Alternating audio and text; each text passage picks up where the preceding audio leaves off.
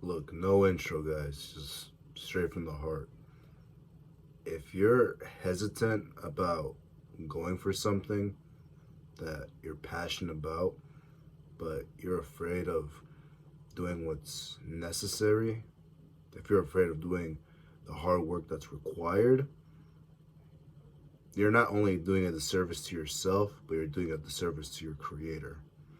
God is watching you, your ancestors are watching you, and despite knowing that you are going out of your way to not only fail them, but also fail yourself. Imagine you have infinite potential, but you just let all these opportunities pass you by because you let fear get the best of you. Fear, we should look at fear as not necessarily an enemy, but we should look at fear as a weapon that we can use, a weapon that we can utilize to our advantage. Fear doesn't necessarily have to be what hinders us, it can be what could strengthen us. Why do we feel fear? We can use fear as a source.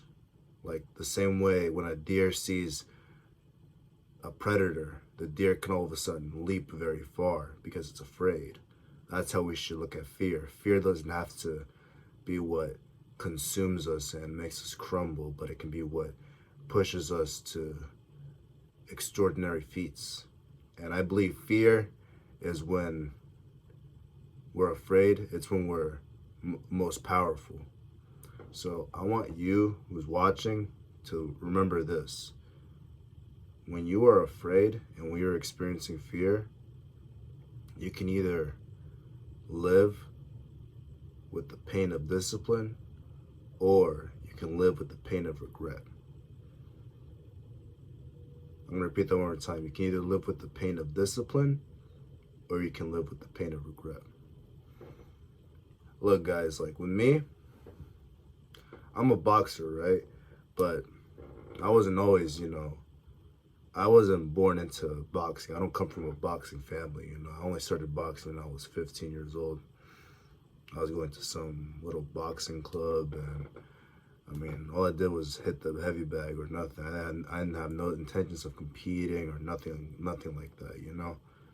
But deep down, I always had something to prove, and I always felt like I wanted everyone's respect, and so that's why I started taking boxing seriously as the years went on.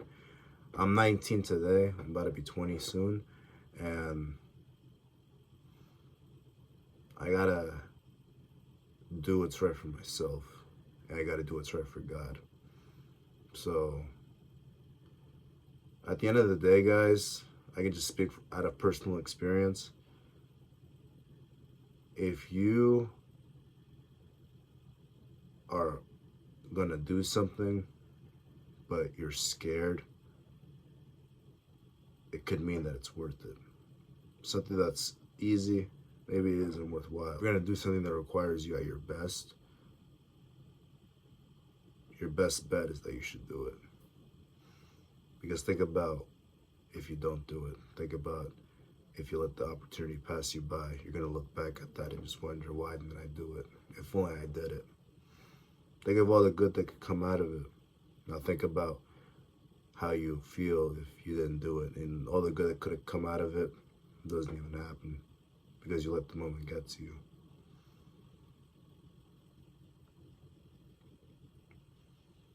Like every day I see a lot of people much older than me, people that are like, I'm talking about like old people, right? And I see like just misery in their eyes, probably because they never gave themselves a chance. But me, I'm young. Me, I have infinite potential, and I'm surrounded with the right people. And I know that this journey goes only as far as I take it. And if I want to be the best amateur in the nation, if I want to be the best boxer I can be, like it might sound like crazy, it might sound delusional to whoever is watching this, right? But I know if I work hard enough, I can do it, if Allah intends it to.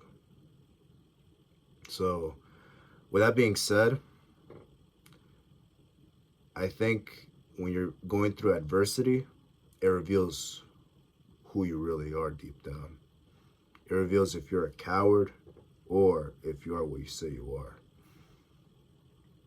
I remember Mike Tyson's trainer, Cus D'Amato, he once said, a coward and a hero, they both feel the same way. It's what they do that makes them different. The coward and the hero, they're both scared, they're both afraid, but it's their actions that define who they really are. I believe when a man doesn't have a purpose in life, when a man doesn't know what his calling is to life, that's when a man becomes directionless. And when a man is directionless, he seeks pleasure rather than purpose. And that's why you see, I think, a lot of people in my generation who feel as though that they might not have a purpose in life. That's why they look for happiness in all the wrong places. And as far as for myself, I'm not perfect by any means, but I feel like I know what my purpose is, and that's with boxing. Boxing saved my life. And when I was down under, Islam saved my life as well. I gotta make a video talking about my conversion because I haven't actually saw it on video yet, but I did revert, Alhamdulillah. But at the end of the day, if you don't have God in your life, and especially if you don't have a purpose for being in life, you're only bound to suffer. But this is what's beautiful as a man. Like, if you're a man, your life is meant to be about suffering. But despite that, you could also understand that when you're seeking pleasure, and when I said it, you're self-destructing from seeking happiness in all the wrong places. I'm talking about when you're going through extreme hardships, you're going through those hardships for your purpose, to achieve your goals, for great achievement, for masculine excellence. That's what I mean by suffering as a man, because women have it way easier than men. Women, they're looking for a man that's going to take care of them financially, that's going to protect them, that's going to raise her children. And a lot of feminists will disagree with my stance, but this is how it's always been since the dawn of human time. Women only go after the winners. The losers, the nice guys, they always finish last. Women are looking for the alpha male, the man that's going to raise her family, the man that she needs when an intruder breaks into the house, the man that she's going to need when her son is like throwing a tantrum and she needs her husband to sit down with the child and act accordingly. Because that's what's ultimately wrong with society nowadays, the lack of real men. What happened to the real men? Every man wants to be with a woman, but no one wants to be married. Every man loves, oh, kids are so cute, whatever, everyone loves kids, but no one wants to raise any children. That's what's wrong with society. That's what's wrong with the West. We need masculinity back more than ever. So, as a man, you must be after your purpose, because your woman will respect you, and your children, they'll look up to you for it. And if you have a son, your son is going to use you as an example. This video might seem like a bit all over the place, but honestly, these are just some things that I wanted to kind of let off my chest. But ultimately, I don't really care how it may come across incoherent or whatever. I just feel like this is what's been in my heart for a long time. And I think if you're gonna do anything with yourself, make sure that you are the best, and you try to be the best at it. Because at the end of the day, if in life, if you're not going for something that's worthwhile, then what are you even alive for? What's the point of not suffering through life if it's not for a bigger purpose in the end? I think all of us need to remember that God is watching, and that if we're not showing God the beauty of his own creation, we're failing. And I feel as though we have been failing. So with that being said, going into next year, I'm gonna be more consistent with YouTube, consistent with TikTok. I've been very active on TikTok, so if you guys can follow me on there. I want to be active on social media. I want to be active, everywhere. I want to be consistent with training. I want to be consistent with sparring. I want to be consistent with fighting. And I know everything will fall in due course. It's easy to talk now. Now it's time to put in the work. Even if it seems like redemption is impossible, that it might be too late for you. You've sinned too much. You've gone far off the deep end. Redemption is possible for everybody.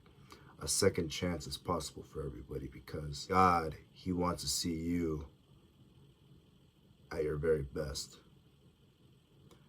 See, when I see my friends or my family, whatever, and they're down, I want the best for them. The same way God wants the best for me.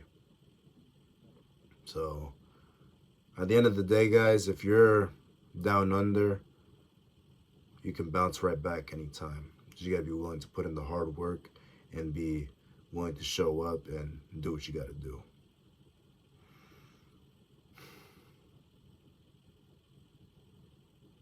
It has been a very easy few months. I gotta make a video explaining like my story, because it's been a very, very hectic past few months. But at the end of the day, Alhamdulillah. Alhamdulillah.